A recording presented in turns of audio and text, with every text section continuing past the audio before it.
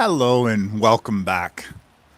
I just finished my audio a few minutes ago to do with my perhaps direction that I wanted to go with today's audios. See, normally I've been overly concerned with what if I put out too much and will it become too much for someone to listen to? Well, first of all, I recognize that what I put out today could be heard a year from now because the content will still be, in a sense, relevant. And I also recognize that by me voicing this information, I'm putting it out there into the reality today. And of course, the reality today, as I've mentioned before, is beautiful rain, and I'm very joyful and happy about that. So thank you for sharing your attention with me.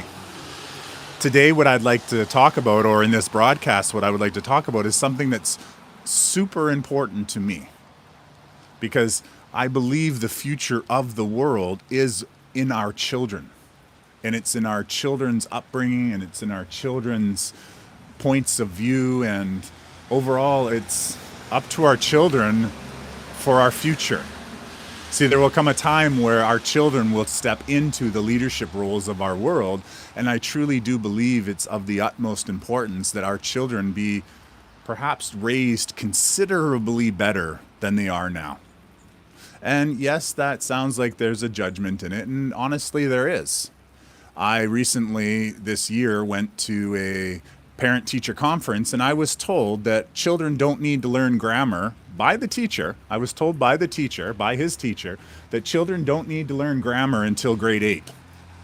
Now, I don't know about you, but I really do think we need to learn grammar before the age of grade 8, especially when the teacher goes on to say, well, if you do all your work, you will be permitted to read Shakespeare. Well, how do you read Shakespeare without knowing grammar? So, and yeah, anyways, I got a lot to say about lots of stuff, but I want to talk right now more about parenting than about that. So, but part about parenting is about knowing what's happening in your school and having an educated understanding of what's happening. But before we get it all into that, I want to talk about how I foresee parenting possibly working. And this is just a discussion. These are just ideas that I've thought about often, and perhaps they do represent what we could see in the future. That all depends on us. So where this whole idea of allowing parents to be parents is this. So Carrie Kay in a video today, and I'll link it right here at wherever, and if I forget, please remind me so that I can link it for people. But in the video today that Carrie had posted, Carrie Kay, she had said something that was amazing. That when her first child was born, the old version of her died. And that truly resonated with me because when we, or at least me, became a parent, I changed my whole mentality to the way that I viewed life. It was no longer me. I was living for the child that I had helped bring into this world. And yet when I watch used to watch a lot of these sitcom shows that had parents, it's as if the parents, once having the child, struggled to maintain their own life, as if there was an imbalance between who they were and who they are, trying to relive the good old days and be that individual that they once were. Yet when we enter a family, and when we make that family larger, we are essentially committing ourselves to those other beings, whether it's a spouse or children that you bring in, or even animals. When you bring in pets, there are some people who see pets as just, if they're there, they're there. If they're not, they're taking away from resources and such. But I see pets as members of the family, and that can be any pet. That could be 2 turtles, a cat, and a dog, the squirrel that lives outside, or even the other animals that live in your own building. That all of the beings that are around us, or that are within us, or I don't know. Anyways, they're all part of a family. So what my talk today is about is I foresee a time, or perhaps I would prefer to see a time, where parents are supported by the community when they choose to be parents. And that's an important part, the choice of being a parent. That when we do have that choice and we do bring a child into this life, that we are understanding that we are recommitting ourselves to a new life, and that the actual old version of ourselves no longer exists. And that isn't just a thing within like the individual person. I feel that the community supporting parents to be parents would also be very preferable. And what I mean by that is that I see, or I would prefer, or perhaps suggest, that when people become parents, that they are given the opportunity to be full-time parents, that they are supported financially if we're still living in a monetary system, that they are financially supported by the community so that they can spend their time, their efforts, their energy, their creativity on that child. Like, imagine a world where a parent has a child, the two parents meaning, and then they go home, and for the next X number of years, they develop amazing children. See, that right there would help us relieve the concern about teachers not teaching properly. Because that's an awful lot of what people feel. If they actually look into our educational system, there really isn't too much being taught. There's more of, I don't know, I don't want to get into criticizing things because I understand, there are many teachers who are doing their best with the apparatus or the structure that they have been given. But the idea of teaching and education has definitely been dropped down considerably over the last however many years. And there is an agenda behind that, but we're not going to go into that right now because this is about solutions. And one of the solutions, like I said, is allowing parents to perhaps be parents. So giving them the tools and the toys, like the creative toys, for example, that are beneficial to a child's upbringing. All children having access to those toys or those tools, supported by the community. In Canada, I don't know if it's like this anywhere else, but in Canada, one of the parents, and it used to be just the mother, but now they've made it that one of the parents is given maternity leave. And that maternity leave, of course, that is only given to you if you pay into it. So you're really just getting your money back, and not even all of your money back, a small portion of it. Nonetheless, we have, for which many are grateful, including me, although I don't believe I received any of it, or we received any of it, but maternity leave. So there are programs to help that, but I would love to see a system, a program, a initiative put forth that supports a parent being a parent, and I mean both of them. That when people decide and have a child and that child is born, that those parents are given the resources in order to be full-time parents.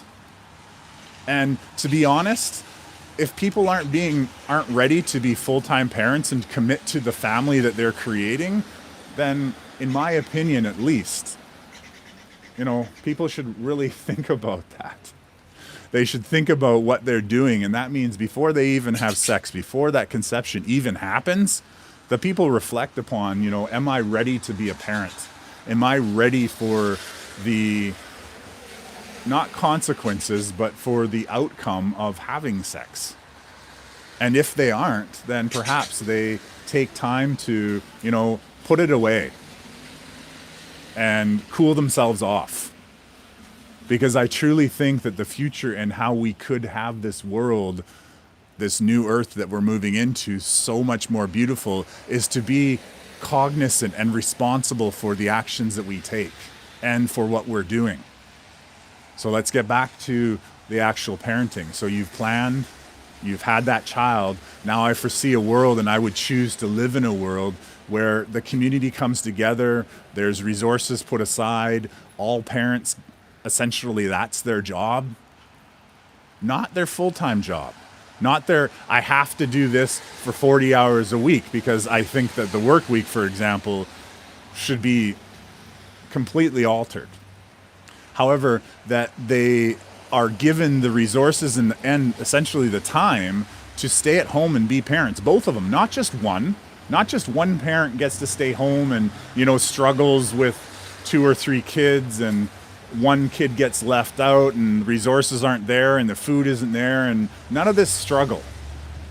I foresee that we are moving into a time where we are going to release the idea that we need to struggle. Religion for far too long has tried to make us believe that struggle and sacrifice are part of living. And I disagree fully with that. I think that if we start coming together and we start creating structures for how we live our life, and we decide that just because things were a certain way for a very long time, that they have to continue to be that, I think that we can restore and recreate something that's more of an alignment with who we are. And in all actuality, I've really come to see it as it's already here. It's already all around us. And the way to, I guess you could say, moved or shift to that reality is to bring our alignment into alignment with, to bring ourselves into alignment with that already existing reality or frequency. And so even though I feel perhaps I'm repeating things, I guess in a sense I'm repeating it for a purpose. I would love to see parents be permitted to be parents, to be supported financially, all the other things, to basically to be fully supported, to be permitted, and also have a desire to stay at home, to educate your own children. No longer do we need these schools that are half funded and kind of ignored. And what I mean by that is, when my son was in grade 2, they had the mandatory masks at school.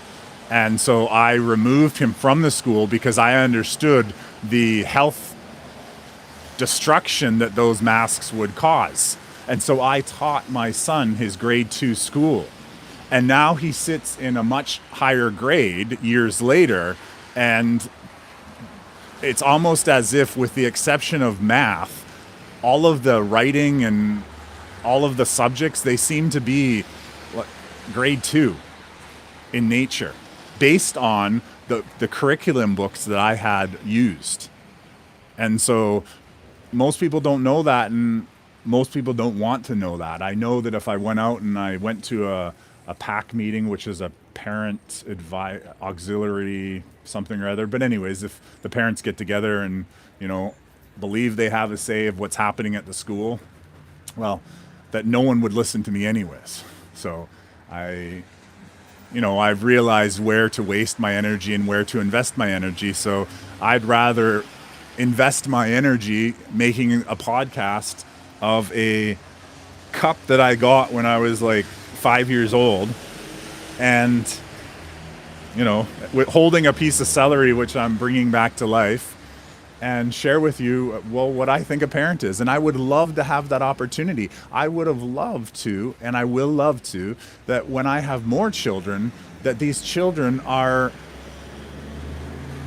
surrounded mostly by me and by those whom I love, rather than going out into the world and being affected by all of these other people with these other ideas that don't necessarily reflect or resonate with me.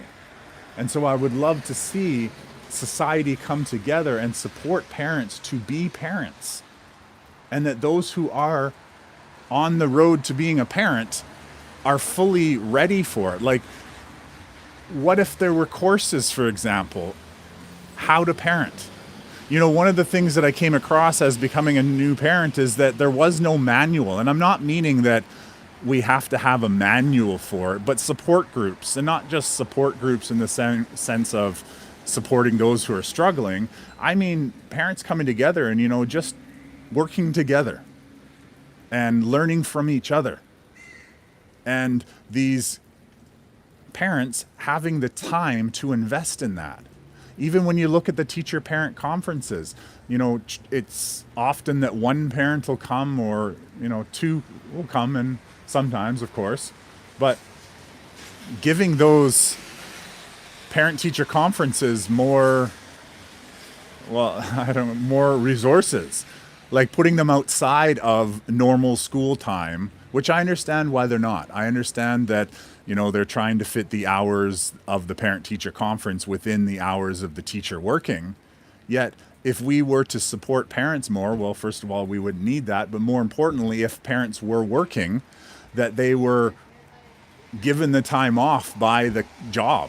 And I don't mean having to take sick leave or having to make some sort of excuse or whatever, or be late, that they're actually given that whole amount of time. That, yeah, I'm very passionate about this, as you can see. I don't want to go rambling on. I feel that I have said a lot, and in the future, I would love to have more of a discussion with a New Earth leadership about how we could redo how parents view themselves, the resources they're given, the time they're given. I would rather spend all my time with my children rather than going out there and try to be the person that I once was, do the things that I once did. When we make a commitment to many things in our lives, important things, that we should be given, and I use the word should, we ought to be given the resources in order to do that. So if we as citizens of a community could possibly rectify that, allow parents to stay at home, both of them, all full time, of course, that also would allow them to do other things that are in their interest. So for instance, a father, and this is something I just want to speak about, is a father or a mother, wants to teach their child something, but they don't have that skill. They don't know what that skill is. But part of the program of being parents would be that those parents would be funded or given the ability to take classes that further enhance their strengths or their desires. So a mother or a father is going to have a child, so let's go to cooking classes, let's go to nutrition classes, let's go to how to do I know there's things like how to fold the diapers and such. I've seen it on TV, although I never experienced it myself. But allowing parents to go to courses, allowing those courses to be paid for, allowing all and every piece of food that comes into the house to be supported, that the parents don't have to go work out, to go out into the world and to struggle to make money and then bring it home. That idea of the breadwinner to be released. We all contribute, or we ought to all contribute to the formation of our society. And one of the biggest jobs I see is raising the children. And right now, what I see happening is we're allowing, and I say we, I mean most people, are allowing their children to be raised by the system. Allowing teachers to tell kids that what the teacher says is rule, is I forgot the phrases that were used that I heard over, but there's this idea that the system is trying to essentially become the parent. And, a lot of people will agree. And I don't mean to raise or to contribute to any sort of hostility or separation. I believe that we should all come together. Teachers still have a definite place, because not everyone understands everything. So teachers definitely do, but not to use teachers as a babysitter. And an awful lot of that is ongoing. And you can see it in the system. You can see it in how the education levels, I'm sure if they had some sort of system of testing and whatever, that, reading Dog Man at grade 5 or grade 6 or other graphic novels in your class isn't necessarily the most educational experience. Yes, it does allow for creativity, but, we don't want to spin into negative thought, but I would love to see parents being given the tools to be parents. That's essentially what this talk is about. I hope that you have gained something from it. I trust that those who need to be sparked. We're all getting sparked, and we're all getting ready for this new world that we're stepping into. And I would love to see a world full of parents being allowed to be parents without the economic challenges that they're being pitted against, without having to come home after a long day at night, a long day at work, and having to find that little bit of time in order for the parent to be a parent. See, when I was in Japan, I lived with a host family, and at the time I was in my 20s, and my host sister was 3.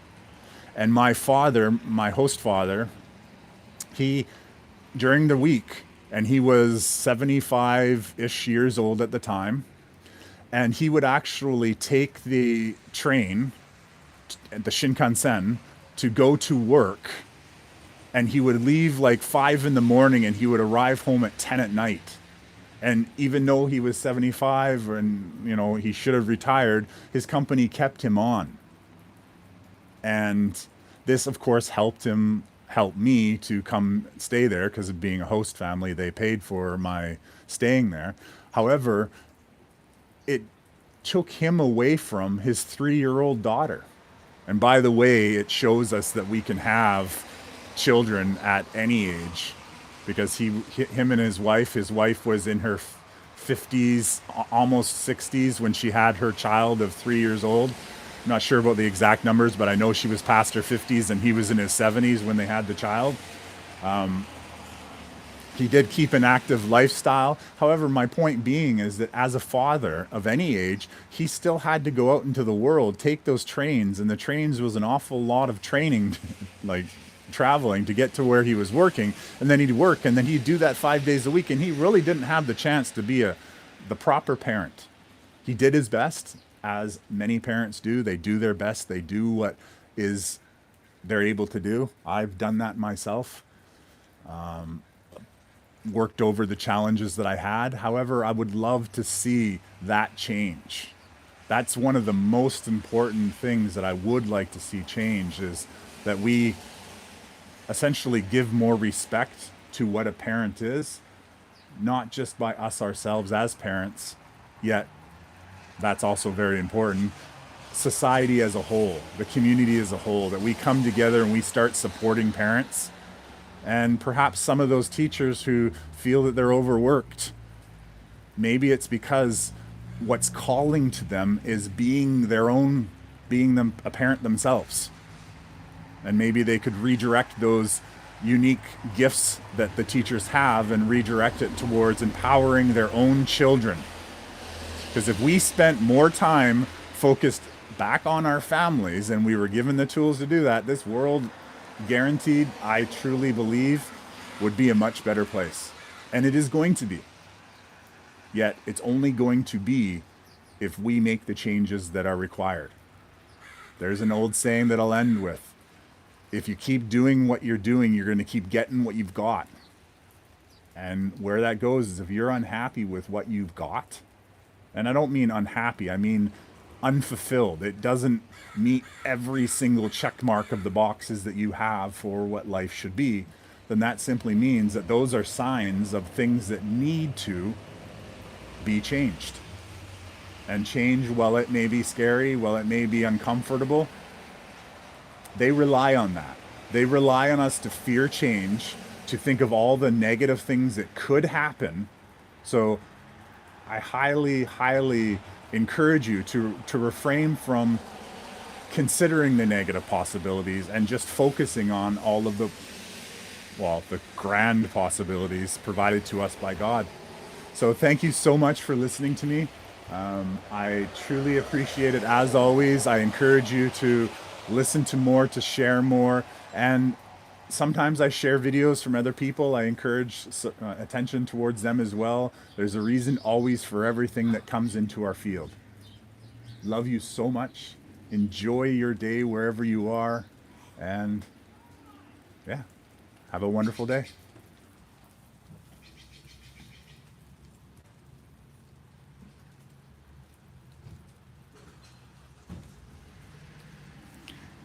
And actually, before I go, I would love to thank Lady True Blue.